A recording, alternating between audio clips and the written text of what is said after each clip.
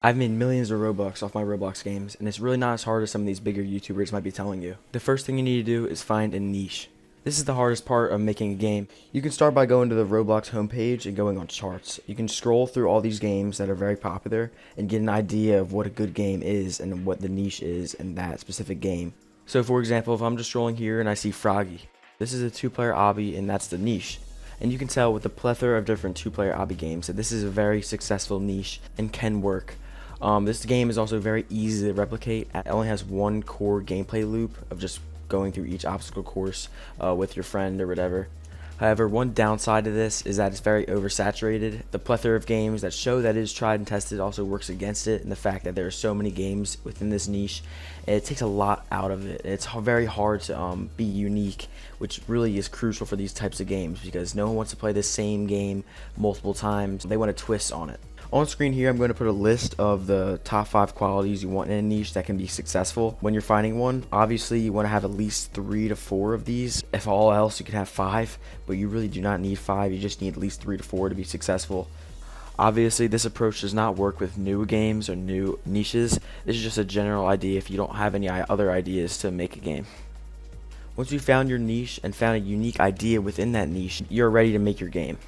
In order to create a Roblox game, you need to figure out all the different aspects to go into a single Roblox game. Code. With the recent rise of AI technology, coding has never been easier.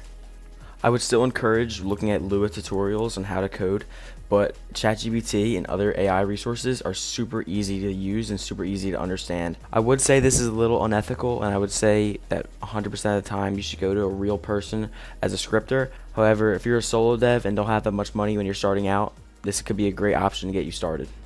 UI. You want to make sure your UI is clean, not distracting, and informational for the player. If you're unsure of where to start, you can always look at YouTube tutorials, the dev forum, and also plugins on Roblox Studio to help you create your UI.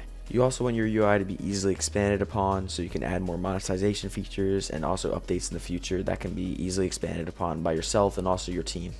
These are just some things that help you get started with UI. Monetization. You want to understand how to properly monetize your game so that it survives in the Roblox algorithm that is very heavily in favor of games that are monetized well. A simple but effective way of researching games that are monetized well is simply by just going inside of these games and looking at what they do based upon that niche that they are in. So for example, go back to Froggy. If you go inside the game and you just look at what they have as monetization factors, you can see that all the monetization they have is based around the game. For example, revives, trolls, and skins. And most of these are dev products which can be bought multiple times by the same player.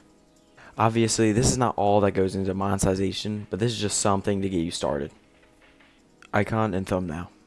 This is arguably the most important factor when making a game in 2025.